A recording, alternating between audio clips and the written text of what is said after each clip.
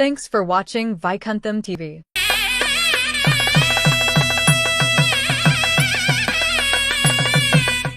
நேயர்கள் அனைவருக்கும் வணக்கம். ராஜயோக ஆன்மீக தகவல் நிகழ்ச்சிக்கு உங்களை அன்போடு வரவேற்கிறோம். நம்ம ராஜயோக ஆன்மீக தகவல் நிகழ்ச்சியில சாஸ்திரம் சம்பந்தப்பட்ட, ஆன்மீகம் சம்பந்தப்பட்ட, ஜாதகம் சம்பந்தப்பட்ட அனைத்து விஷயங்களை பத்தி தெரிஞ்சுக்க இருக்கிறோம். நம்முடைய ராஜயோகம் டாக்டர் கே ராம் சார் அவர்கள் நம்மோடு இருக்கிறார். வணக்கம் சார். ஓம் தத்புருஷாய வித்மகே வக்கரதுண்டாய தீமகி தன்னோ தந்தி பிரச்சோதயா. ஓம் ஆதித்யாயஷ சோமாய மங்களாய புதாயஷ குரு சுக்கர சனியப்யட்ச ராகவ கேதவ நமக.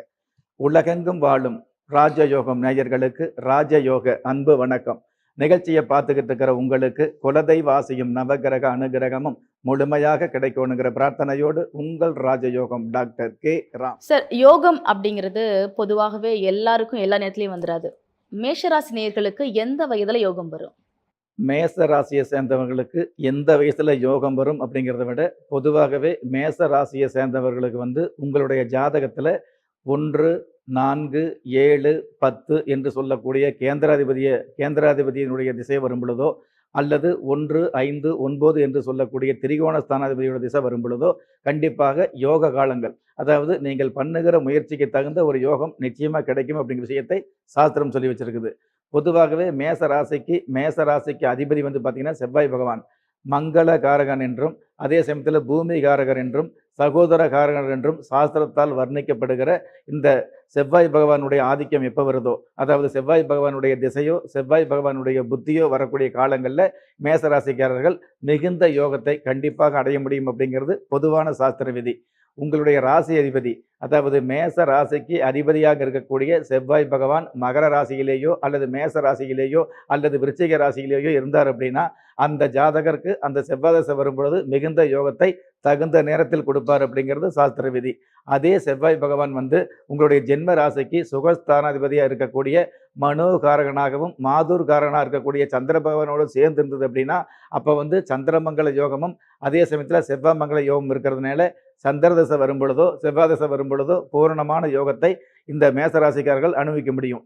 பொதுவாகவே மேச ராசிக்கு அதிபதி செவ்வாய் பகவானாக இருக்கிறதுனால, செவ்வாய் பகவான் வேகத்துக்கு அதிபதியாக இருக்கிறதுனால, இரத்தத்துக்கு அதிபதியாக இருக்கிறதுனால வாகன சம்பந்தப்பட்ட விஷயங்களில் எந்த நேரம் பார்த்தீங்கன்னா விறுவிறுப்பாக இருக்கிறது, சுறுசுறுப்பாக அப்படிங்கிறத விட வேகமாக அப்படிங்கிறத விட விவேகமான செயல்பாடுகள் கம்மியாக இருக்கும்.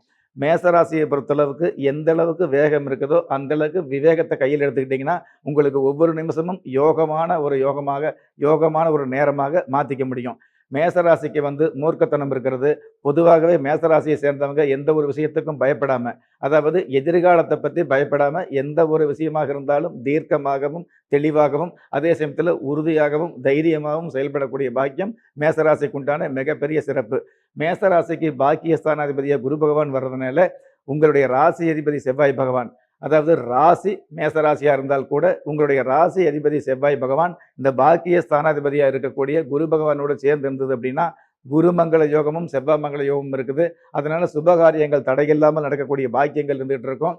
உங்களுடைய ஜாதகத்தில் குரு பகவானுடைய திசா வரக்கூடிய காலங்களில், அதாவது மேச ராசியை சேர்ந்தவங்களுக்கு உங்களுடைய சுய ஜாதகத்தில் அடிப்படை ஜாதகத்தில் ஜனன காலத்தில் குரு பகவானுடைய அந்த ஜனனகால ஜாதகத்தில் குரு பகவானுடைய திசை, அதாவது மங்களகாரகன், பொன்னவன், தங்கத்துக்கு அதிபதி என்று சொல்லக்கூடிய புத்தரகாரகன் என்று சொல்லக்கூடிய இந்த குரு பகவானுடைய திசா வரக்கூடிய காலங்களில் மேசராசிக்கு மிக மிக மேன்மையான காலமாக இருந்துகிட்டு இருக்கும். பொதுவாகவே மேசராசிக்கு யோகம் அப்படிங்கிறது குறிப்பிட்ட ஒரு திசை கிடையாதுங்க. மேச ராசி அப்படிங்கிறது ஒரே ராசியாக இருந்தால் கூட அந்த ஒரே ராசியில் பல லட்சம் பேர் பல கோடி பேர் வாழ்ந்துகிட்டு இருக்காங்க, அடுத்து வரக்கூடிய காலங்களில் வாழ போகிறாங்க அப்படிங்கிறது தான் உண்மையான விஷயம்.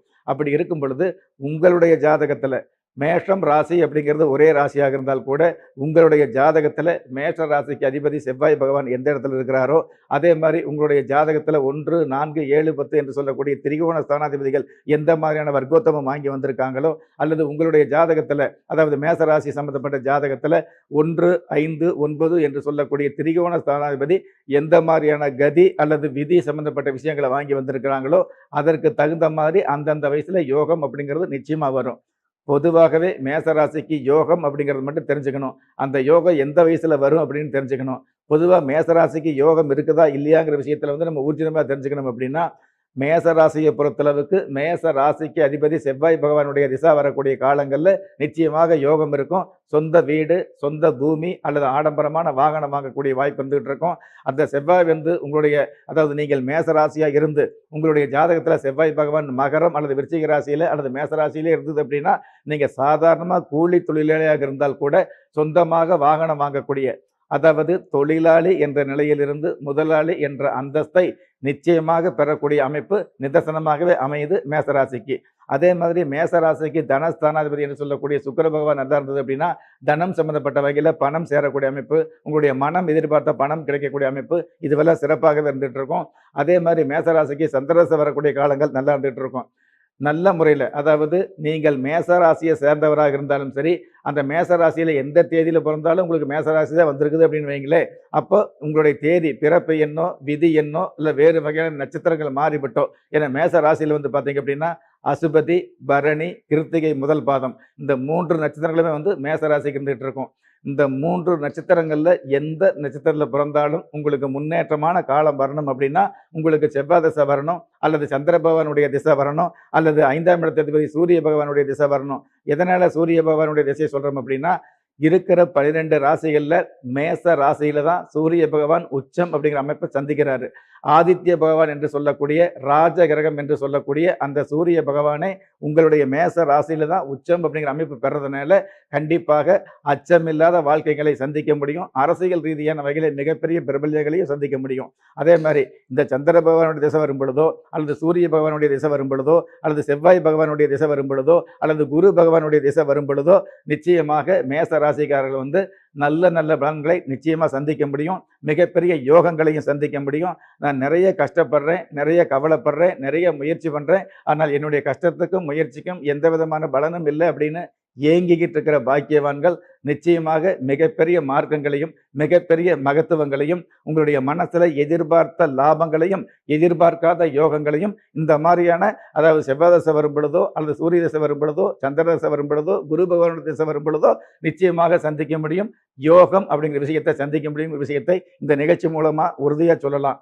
எது எப்படி இருந்தாலும், அதாவது நீங்கள் எவ்வளவுதான் யோகம் கிடைக்கணும் அப்படின்னு ஆசைப்பட்டு இருந்தால் கூட உங்களுடைய வாழ்க்கையிலே தியாகம் அப்படிங்கிற விஷயத்தை கையில் எடுத்தீங்க அப்படின்னா உங்களுக்கு யோகம் அப்படிங்கிற ஒரு 3 எழுத்து நிச்சயமாக அமையும் அப்படிங்கிற விஷயத்தை இந்த நிகழ்ச்சி மூலமாக மீண்டும் ஒரு முறை, அதாவது உறுதியாக பதிவு செய்ய கடமைப்பட்டிருக்கிறேன். சார், இந்த நிகழ்ச்சியின் மூலமாக வந்து மக்களுக்கு மிகவும் பயனுள்ள விஷயங்களை ரொம்ப தெளிவா விளக்கமா சொன்னீங்க சார். நன்றி சார். நெஞ்சுக்கிணைய நேயர்களே, ஒரு மனுஷனை யாரு கைவிட்டாலும் ஆன்மீகம் கைவிடாதுங்கிற என்னுடைய ஆழமான ஆன்மீகத்தை பதிவு செய்து அகில உலகத்தில் உள்ள அத்துண தெய்வங்களின் அனுகிரகமும் ஈரேல் உலகத்தில் உள்ள எல்லா சக்திகளின் ஒட்டுமொத்த ஆசீர்வாதங்களும் உலக மக்கள் அனைவருக்குமே கிடைக்க வேண்டிய பிரார்த்தனையோடும் வாழ்த்துக்களோடும் உங்கள் ராஜயோகம் doctor K Ram. Thanks for watching Vaikuntham TV.